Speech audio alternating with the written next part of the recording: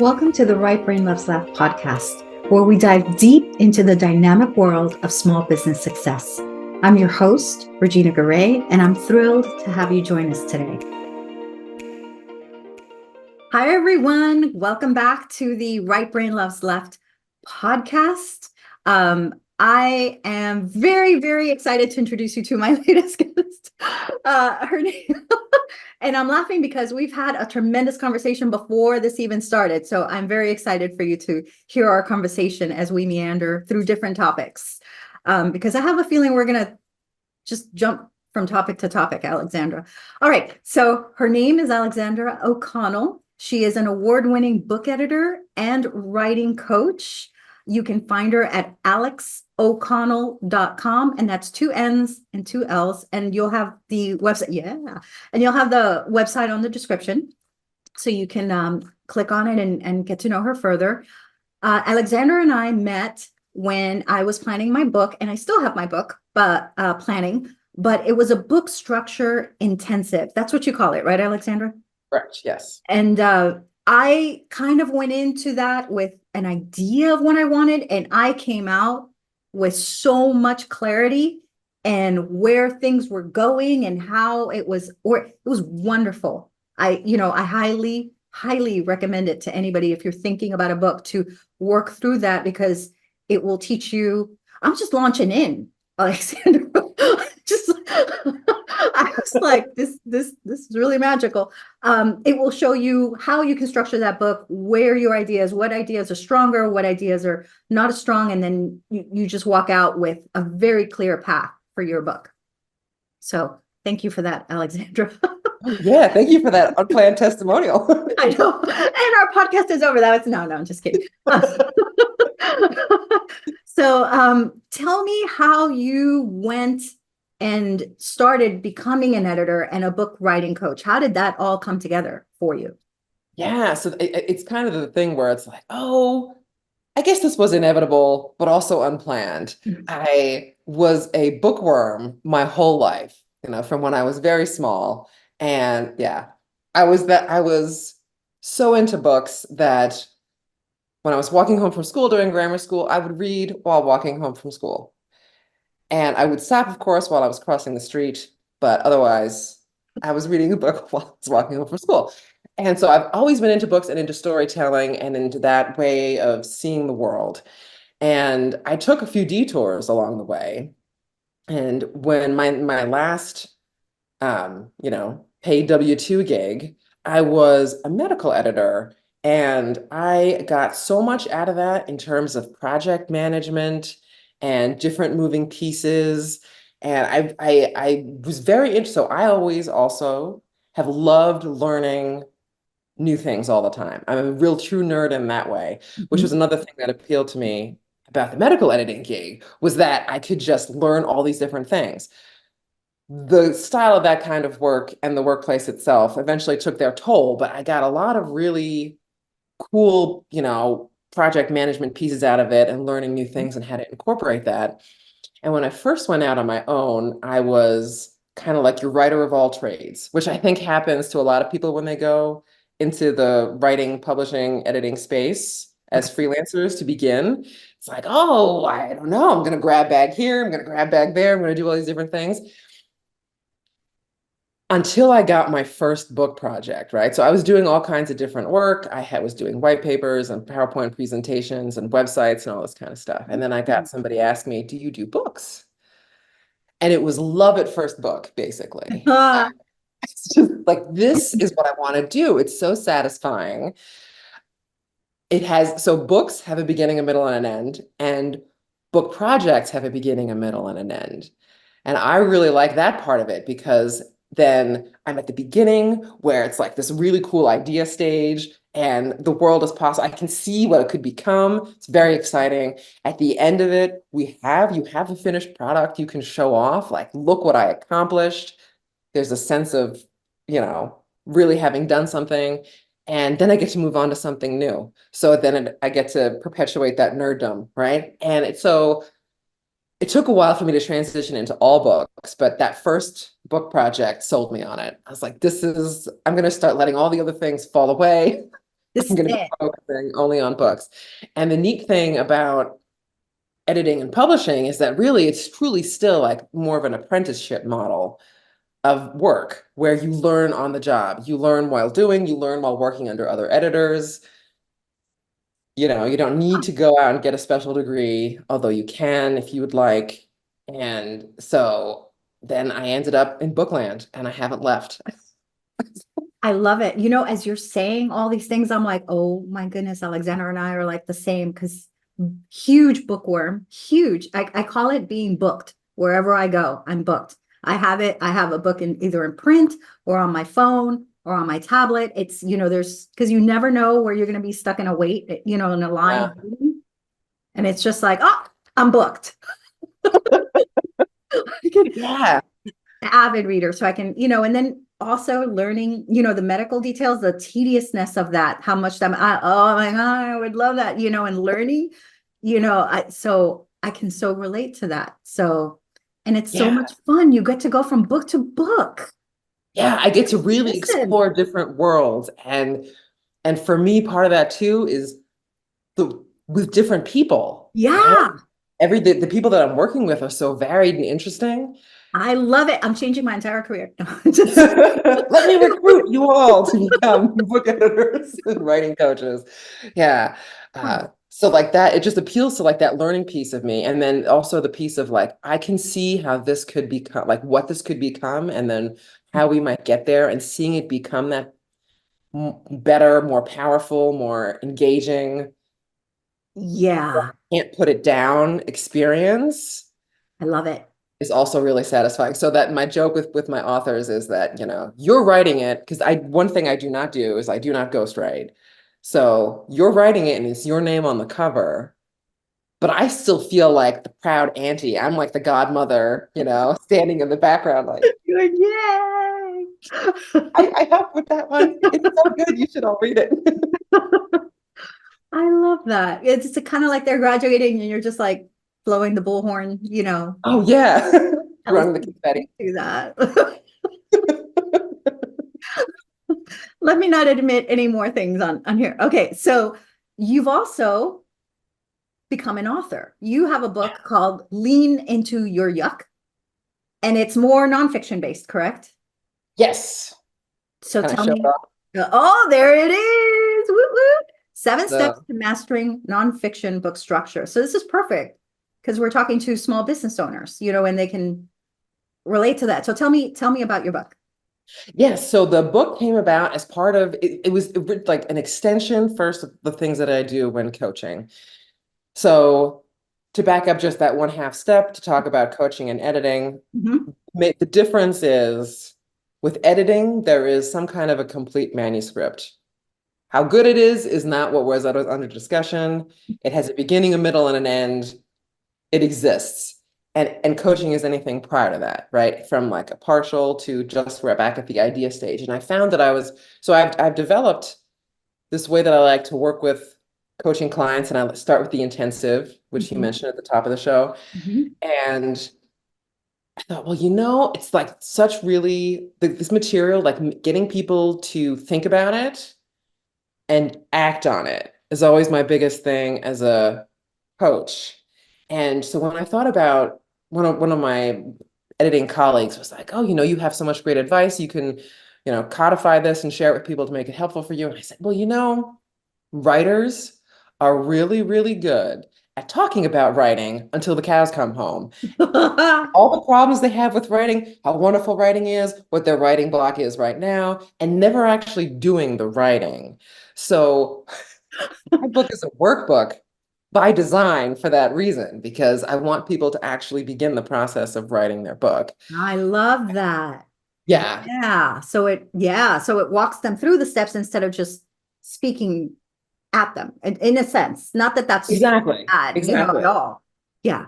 So it's not the same thing. So this is like the closest that I felt that I could come to the intensive in book format, right? There are things that you're going to get out of a one-on-one interaction, Mhm. live and in person and in conversation, that you will just not get out of doing a book, reading a book or doing a workbook. However, like this is the closest that I could get. And that was specifically, I'm like, oh, I'm not just going to preach to you.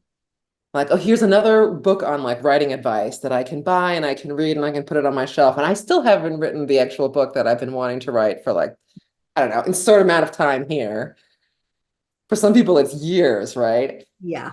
Yeah. And I don't know, like this is my sneaky way of getting you to actually begin writing because the hardest thing is the blank page. Once you have something other than a blank page, then you have something to work with. It's easier. You can expand upon it. You can reject it and replace it. You can do all kinds of things with it. You can improve it, but you can't do that if you have a blank page. It's the hardest part is getting started. And so this is my sneaky way of doing it. And so I was like, well, if somebody, and also for people who might not know whether coaching is right for them, this is a way of testing the waters and seeing, planting the seeds of the questions they should be thinking about, in my opinion, if they Yeah. want to write a good book. Like, here's some things to get you started thinking. If you want to, you can take this and run with it. That was also part of my design. Like, I don't want to require you to come back to me if you don't want to or feel comfortable doing that or for whatever reason. But it's not the be all end all. That's the other thing. This book is a starting point. A few months back, I was like looking at my sales page. I got my first 1-star review. No. Yeah, so I had to laugh because I have one of my business colleagues who does publishing consulting, Okay. project management for authors, basically the whole production part of their book. She said she's like, "Well, you have graduated. Oh, You don't exist as an author until you start getting people do you giving have you a bad one-star reviews." review? Oh no. And then I read the review, and the things that this person objected to were actually like by design. I had created the book this way. So this was clearly a more experienced writer who was looking for more advanced I technique, see. right? And by design, this is for people who are just starting their book, who might just be starting their first book. So I thought, well, I guess I have to own that. He's telling the truth. I don't like his 1 star, but That feels like, the people who leave like the restaurant reviews that were like, we sat by the window, but it was raining. So 1 star. And you're like, really? I don't know if you've seen, but the national parks, I think, or at Oh, I least love that. I love that. There's too many trees. It's too much we didn't see sand. any animals today. Where were they? Where were they? It's a park. Please just enjoy nature It's as hot today. Yeah, exactly. So, I think it was a good lesson for me too, right? Because writing this workbook and launching it, Mhm. like I would have been a writer by like creative outlet from since before I was an editor and a writing coach. So I have some idea of what it's like to be on the writer side of the desk, but really like having launched my own book, like I get a real nice sense of how my clients feel when Mhm. they go through the process. I'm like, oh, here's all this angst that I, walk them through. And for me as the editor, it's like, oh, you'll be fine. It's great. It's wonderful. And when I'm launching my book, it's Meanwhile, like, they're hiding. oh God, Needle confusion and somewhere. other people are going to review it, So, Yeah, so that's probably. Ooh. See, I'm getting anxious yeah, thinking about yeah. that. All right. So let's say a small business owner wants to write a book. What are kind of their first steps that they should take or consider? Yeah, think about what you want out of it, basically, is the biggest first thing I would suggest. Like, what does success look like for you with this book? So we're speaking about book owner, entrepreneurs or business owners specifically. Mhm. Then we're talking about usually someone who's writing a book. It's related to your business in some way, right? To your area of expertise or to the services that you offer or the products that you offer, right? So thinking about it in those terms is a place to start. So specifically, what do you want to do in that context? Are you looking to like really call people, is it a lead generator? Is it, a lot of business owners will sometimes do public speaking. Is it something you want to have at the back of the room? What does success look like for you? Do you want to make it to podcast as a guest? Do you want to become a speaker? Raw sales numbers aren't the only metric of success. So think about that. And then also think about like what specifically You want like who your audience is and what you want them to get out of the process. So the way that I phrase this, my question is, what do you want your audience to do, say, feel, think, or remember after Oh, having that's read your book? great. Yeah. Yeah. Right. And because thinking about the audience is really key. You have this like great idea, product, service, whatever it is. So you're really excited about it, understandably. Thinking about it from the audience perspective is really the thing. So other than shouting from the rooftops about how awesome you are, like what are they going to be getting out of the process? Because the reader is going to be very self-interested. What do I get out of reading What's in this it book? for me? What's in it for me? If I'm purchasing it, right, which so I work primarily with self-publishing and indie publishing authors. Mhm. And so not everybody goes through you don't end up in the library most of the time, nor do you necessarily want to, right? And so people are buying your book. They can't rent it from the library. Mhm. Like, what's going to convince them that it's worthwhile, whatever price tag you have on it, right? They're going to come with their questions. So I'd say start thinking about what they're getting out of it, what you want them to get out of it as part of the process, and begin organizing your thoughts around that. And then the next steps really depend on how comfortable you might feel as a writer. So I have business people who come to me with different levels of comfort with that label or descriptor. People who come who say that I don't think of myself as a writer at all. I really have this great idea. And so in that case, it might be helpful to start thinking about working with a coach to at least get you started and organized and set up in the right way so you can take off and run with it. I mean, a coach can be beneficial even if you do feel more comfortable as a writer. And then thinking about what kinds of support you specifically want and need in the process of writing it. So presumably, dear listeners, you don't have to work with me, but please work with someone to edit your book before it goes out. And by editing, I don't mean just a proofread. We can circle back to that, Regina. But so then you're thinking about people who are going to help you. What do you want them to help you with? And like have your list of questions that you might ask them. You know what comes up for me is that when you were saying editing, I did think it was proofreading. Like you just go through and you find, but it's different. I'm sorry to share my ignorance, but I always thought it Oh, was just like grammar and misspellings and just how the sentences work, but it's more than that, I see. yeah. Well, I'm really glad this came up because this is a question that comes up frequently. Like people will often not realize, right? So I separate editing out into three big buckets, is what I call them. There's three basic types of editing, and the proofread is at the very end. The proofread is like the last thing. It's super important, and it's the last thing that you're going to do before your book gets published. There's other things that we want to do before we get there. Okay. Yeah, so it's development, line and copy editing, and proofreading are our three categories. And development is big picture. Does this thing work as a whole? Is this idea interesting? Is it the right audience for this idea? Is this the way that we need to start? Is this like a really killer beginning? Is this an amazing ending? What does it do in between those two? Does it make sense? Does it hold together? What else might we want to add? What might we want to take out? Might we want to rearrange? Really like the 30,000 foot view of the work. And then line and copy editing is what a lot of people also think about as editing. And that is like at the sentence level, making your sentences pretty, making them shine, looking at your Mm. word choice, if you're repeating anything, if you're using jargon too much or inappropriately, what's happening with your sources and references and research if you have it. Um, like line by line by line. And that includes some things that you just mentioned with like grammar and punctuation, that kind of thing. Mhm. And then the proofreading is really just there to make you look pretty. So my little joke about this is that proofreading isn't really editing.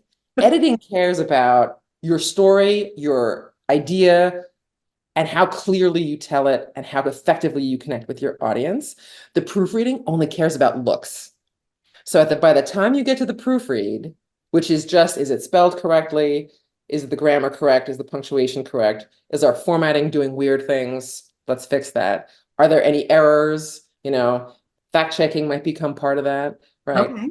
But it doesn't care about your story anymore. At that point, it doesn't, it doesn't care if you're Seth Godin or J.K. Rowling or just somebody who, like are all high school versions of ourselves writing a term paper last minute, pulling an all-nighter. The proofread doesn't care about that at all. It just cares about whether it's all spelled correctly.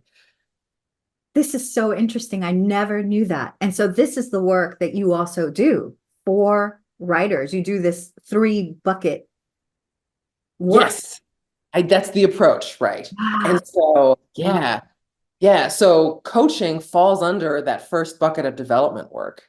We're talking big picture. So Yes. when I'm working with someone as a coach, like the idea is my goal is to get you to the point where you have such a good first draft, you can move straight to the line and copy edit. Oh, so you can skip the line. But you can skip the developmental extra edit Okay. potentially.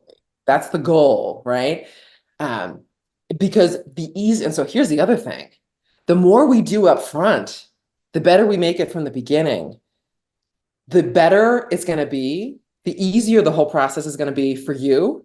It's going to be less painful in terms of they're tearing apart my writing. It's going to be less painful for you in terms of how long it's going to take. It's going to be less painful for you in terms of your budget. It's going to be much less painful for your editors doing all this work, and you'll end up with a much better book at the end of the process. And so when people come out and they're like, oh, I just need a proofread. Well, what else have you done? And has someone other than your best friend's mom's aunt's cousin, who was an English teacher 30 years ago, read this Not book like and you've given heard you it all. feedback on it? So I'm imagining that when people come into work, because you're saying all this, is that some people are like, I need a book. I'm doing public speaking. I need a book like within 2 months, and some people are like, no, I really want to give it my all, so I'm guessing that there's different. I don't know what my question is here. I'm guessing that different people come in with different goals and different effort. They're thinking of how much time are they willing to give it. And what you're saying is that if you really have this making a goal, you need to know that this is going to take a lot more effort than, so 2 months is not really going to be, something where you're trying to get a book out there and it's just out there. You don't care whether it's, all that helpful, or, what I'm trying to say? I think so, yeah. So like so I think so. the goals piece is so important because people will be like, oh, tell me what I should do for my book, right? Okay. Like the very beginning of like talking to me, even just like the getting to know you call, right? Oh, my book is about this. Like, I want to know how I can get better. And I always make them back up and talk about like, well, what actually are you wanting to get out of it? Because that's going to define the whole rest of this process, Effort. right? Yeah. And if you want something relatively quick and relatively, I don't want to, but the word that's coming to mind is superficial. If you Mhm. want something that's like That's what fairly I meant. basic, Yes. right? Mhm. These things can all be valuable and useful in different contexts, right? So depending on what you want to do with it, if you want to have like a booklet PDF download from your website, this is potentially a different animal, right, than a book. And you can do all of these things. And I'd like to steer you to the right place, to do them. And you can speak to different people depending on what it is that you want to do. So people who come to me who want something that just is going to be like released as quickly as possible, that's probably not a good fit because I really believe that if you're going to do this, you're going to be spending a certain amount of time and money on it. Mhm. And it's going to be linked to your business in some way. And so it's going to be reflecting on you, your business, your brand, your reputation. I want that to be good for you, right? Like, why shoot yourself in the foot before you even get started by shortcutting the process? So the writing and editing part of the process can be, one of the longest, parts of the process. You might be investing more money in that than in certain other aspects of the process, like your cover, for example. Mhm. The cover is something everybody loves to do, right? It's like beautiful and exciting and I it's just agree. visual, and they don't have to do the hard work of writing the book, Here's you my book. know? Doesn't it look gorgeous? And Doesn't it look beautiful, right? And so that's just because I know that I have a hard time, just like if it feels like settling to me, like we're settling for less than this book could be. I know that for me, that's just not ideal. Mhm. So there are folks who will be able to help those people who want something like more basic and generic. But And just like get it out there. Like, just and just if you just want to get something out super, super quick. But I do want to put a word of caution in about the people who are either are or want to become some kind of public speaker. I know the speaker circuit talks a lot about having the book from the back of the room, you can sell from the stage and all this I stuff. do. All these things are true, right? You can do a lot as a speaker. Like the book and your speaking can really have this wonderful synergy in terms of like amplifying your message and supporting you like financially in other ways that you would define success. But it's not going to do that if the book is terrible. Like I had one speaker pull me aside. I was visiting our National Speaker Association local chapter, and he Mhm. was like, "I've seen books that these people publish," and he did use the air quotes. And I opened this thing up, and it's terrible.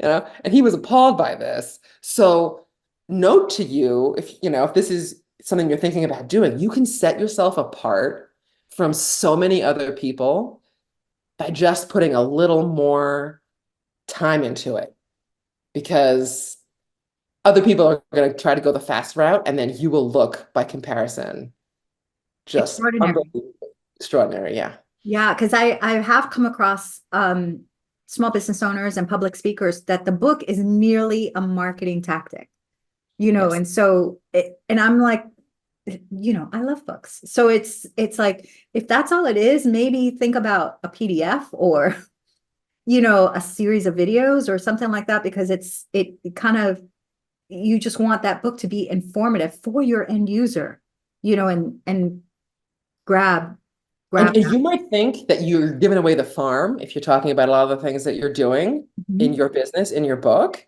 It can feel like, oh man, I'm undercutting potentially like clients or customers who might come to me for this product or service. But actually, it's very counterintuitive. But people will see the amount of information in your book. If you've got good information in there, they're like, this person is a font of expertise and wisdom. I want more of it. Right, Or if you're talking about something, you're like, well, here's how I can teach you to do this yourself. How many times these people are going to come back and say, I want to actually hire you to help me right. with this? Because they realize once they get into it with the book that it's actually more complex or challenging than they thought, and they really want your expert guidance. So you're providing a ton of value. And if you're selling a book, you're gonna be selling it, right? You have a price tag on it, people are gonna be paying you for it. Um, and it can come back to you that way. So it sounds counterintuitive, really, but like and also this is my other bugaboo. I'm gonna get on a soapbox, Regina, which is like I'm putting the box down there for you. putting the box, stepping up into it, being as specific as possible about who you're talking to, and like being very, very catering to that small audience's needs as much as you possibly can. Counterintuitively is going to get you so many more readers and potential customers too, because like the more specific you get, the more people can see themselves in that. It's weird, but your specific audience will automatically recognize themselves if you do your job well. They're Mhm. going to become your raving fans. They'll be talking about your book to all of their friends and colleagues, and then you'll get that thing that even the big publishers are always seeking, which is the word of mouth sales. And that just gives you so much more. So the more targeted you can be, the more value you can offer. I mean, It's true. don't sell yourself short. Don't shoot yourself in the foot. Because you can and I have actually gone through this myself because a lot of what I work on, the goals and the developing goals, it could apply to many small business owners, but I niche it down to creative entrepreneurs, creative small business owners, because that is who I was, an artist, and that's how, and so I understand them, they understand the words I use, and it is a disservice, sometimes if it's too broad, that audience doesn't see themselves in you. Yeah. And that's really what you want to do. You want to like find those people. I mean, why write a generic book that applies to no one because you're trying to get it to apply to everyone? Yeah. And then it's going to be like every other book out there. and it's not going to stand apart, that's not going to do you, whatever your goals are. If your goals are to make a big splash with the book itself, it's not going to do that. If your goals are to use your book to help you, back to your business, that's also not going to, if it fades, if it blends into the paperwork, if it blends into the background, the wallpaper, Mhm. then it's not going to do what you want it to do. And people are sometimes afraid about, saying things that other people might object to. And I'm not talking about being objectionable. I'm just having an opinion, Right. Or a Yeah, way of seeing things that might be counter into, okay, continue. yeah. And so, but actually, that is just the people that you reaching the people that you want to reach is the most important thing. And then the people who may self-select out and say, oh, that's not for me, that's also really useful to you because then you'll actually get the people that you want to work with. Mhm, mhm. So, And I it mean, leaves so for them to me, find the person that does. Sorry, continue. exactly. Yeah. So basically, I approach, so my whole philosophy with like editing and coaching is I'm here to help you write the best book possible. Like, I really want you to put your best foot forward. And yes, it's going to involve a certain amount of work going in. And so like, I want people to know that. Like, I'm expecting you to do some stuff. Like, I can only get you so far. I have Right. it on my website. Your coach will help you. Your coach will not write the book for you. Your coach will not ghostwrite for you. Yeah, I It's mean, there not are people who will ghostwrite. ghostwrite. That is an option. It is a legitimate option. People sometimes have a hang up about that. It is totally legitimate. It is going to be more expensive. It's going to be one of the most expensive ways for you to write your book, but it is really appropriate, especially if that's in your budget and you're otherwise very busy and you find someone very good to write it for you. But if you're not having a ghostwriter, you're going to have to do it. And I want you to make the best book possible. Show Let's do your something work. you're proud of. Exactly. So I wanted to talk about going back to your work. Can you share a success story of one of the books that you helped guide through? Oh yeah. Well, so that is like one of my early books, I have to say. Like, it's still one of my favorites. It's called The Seven Things Your Team Needs to Hear You Say. Seven things, and by David Dye. And he was coming from corporate culture and working as a trainer and consultant for businesses for their like, management teams, Okay. right? The seven things your team needs to hear you say. And then, they include things like please and I'm sorry you know, and that book was so incredibly useful. He knew exactly who he was speaking to. He was like, okay, it's this certain size company. They've got a certain size team. And these are the issues because I've worked in these places. I've been this, manager, this leader. He's lived it. I've seen these problems and here, are these actionable. So it was like he knew what they needed. He knew how they might think about it, how they'd phrase it. And his book went on to win all kinds of awards, just left, right, and center. And he's gone on to write multiple books since then, and his business has grown. It's been really beautiful to see happen. And that was a very interesting experience working with him too, because I thought, oh, the manuscript came to me. It was already like looking really good. So I felt I felt really good about its prospects. And he Mm. kept on asking, well, how can I make this better? And I'm not sure whether he believed me when I told him that certain things were really good.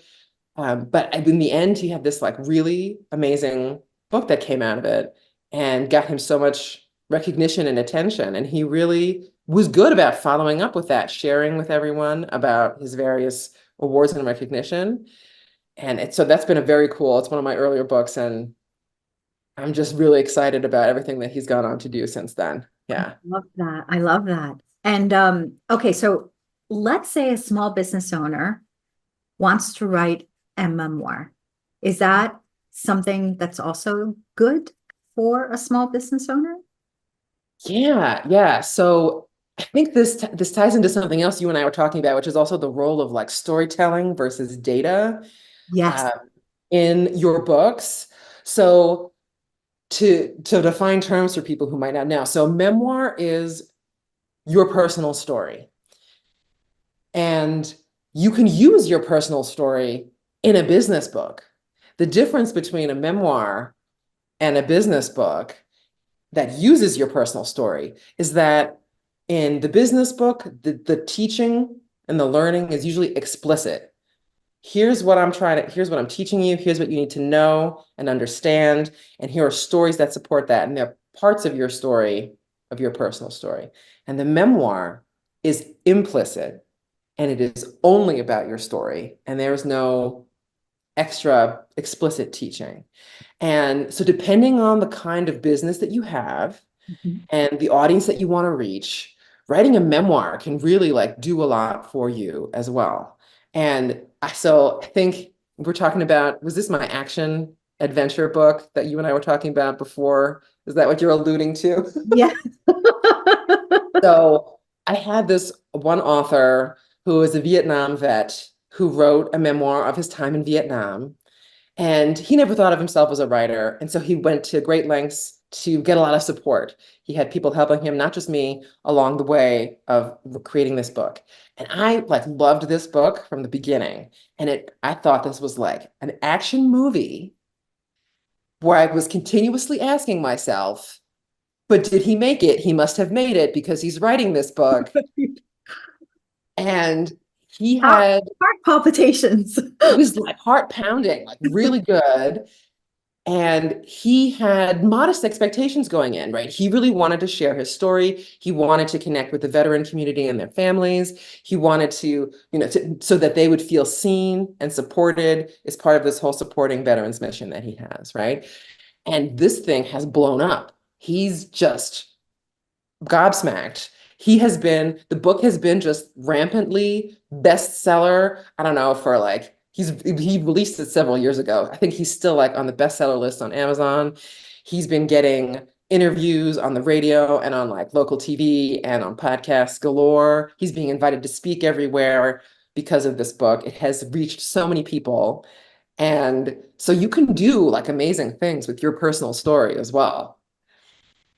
It's so nice to hear because he came from like the most humble of beginnings. I just want to tell my story and help others again who are like me, who I understand, who have been through, or their families. And it has blown up. Can you share the name of the book or Oh yeah, that's On Full Automatic full by automatic? Taylor. Yeah. Well, who's the author name? I'm sorry. Bill Taylor. Bill Taylor. Okay. Billy William. I can't remember now which one is on the cover of the book, but it's On Full Automatic by Bill Taylor. It's you can find it wherever you're on whatever online retailer of choice you have. He's got an audiobook out now. I think he was at least the last time that he and I spoke, he was in discussions with someone to try and make a screenplay out of Wow. this and get like potentially a film adaptation. I could see it doing very well, honestly. I know that that's a whole the movie optioning business is like there's nothing is guaranteed until the movie is literally You already see the in movie. In the theater. movie. But yes, that's just and I love that book. I just, if I and this is another, thinking of your own audience, right? One of the reasons I loved it so much was that I loved reading it. Basically, I was like one of the readership of this book. So Yeah, I love it. yeah. I wanted to go ask you one more question and then we'll start wrapping it up. I'm telling you, I need to have you back.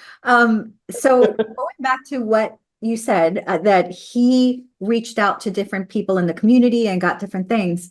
How important is having a community and networking and support within the book community when you are working on a book? Is that Oh yeah, that's huge. It's huge. It's going to be great for you as moral support while you're in the process of writing it before it even gets published. Like there's a certain span of time, even if you are relatively quickly going through the process, moral support is really good.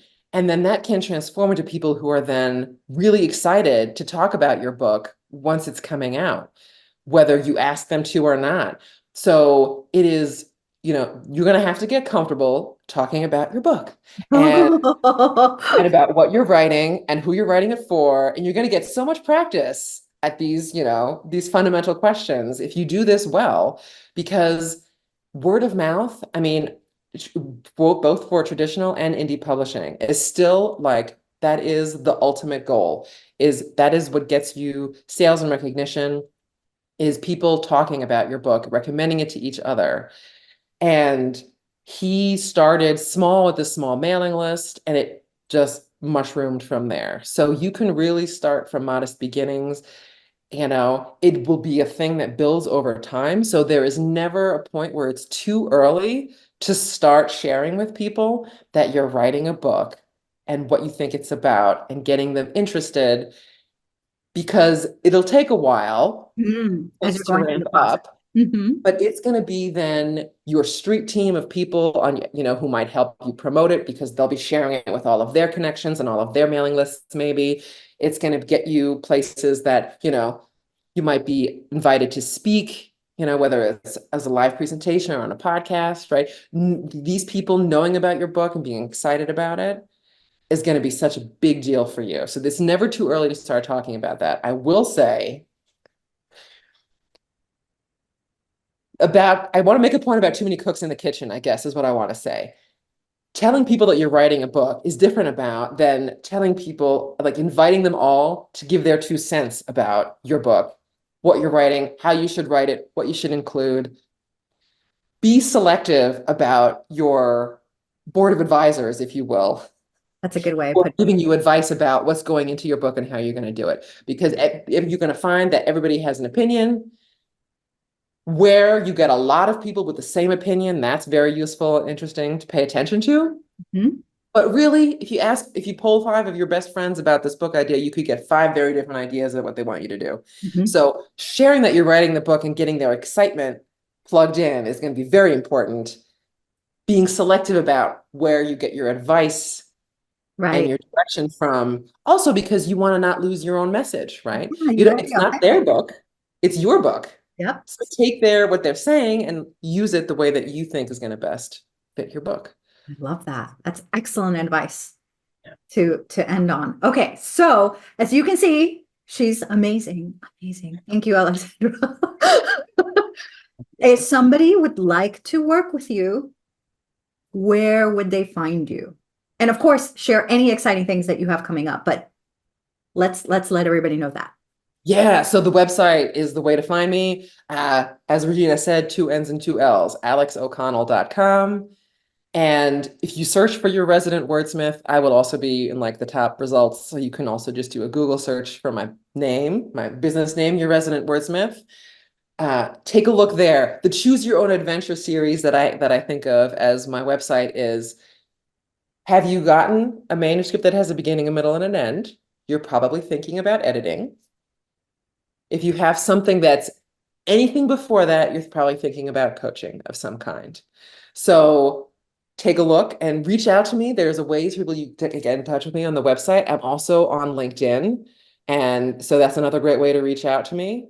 Um, and yes, it's been out a couple of years now, but to show my workbook again, this is a great starting place. If you just want to start getting some ideas, it's a minimal investment, my dear friends.